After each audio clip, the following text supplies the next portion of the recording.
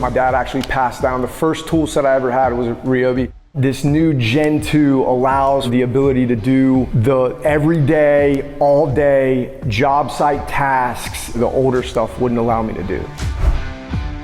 The Ryobi ONE HP Gen 2 drill is one of the best tools that you can get for the price. That's going to be durable, efficient, perform really, really well.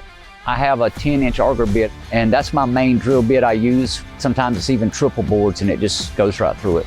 With the amount of torque it has, whether you're using a paddle bit or a hole saw, it just eats up the wood.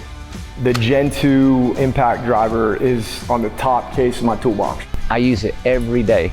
Building a deck, we'll use engineered screws, and the impact has no problem running these in and actually sinking them into the treated wood.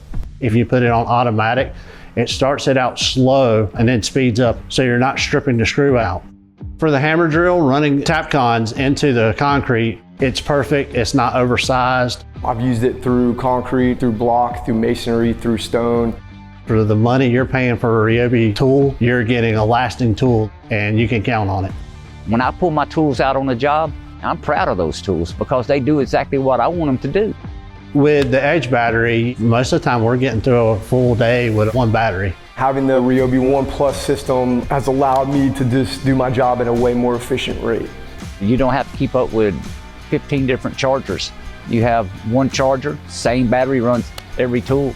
I've always been a Ryobi fan because of the best bang for the buck, but the durability and the quality is consistent with the top end tools.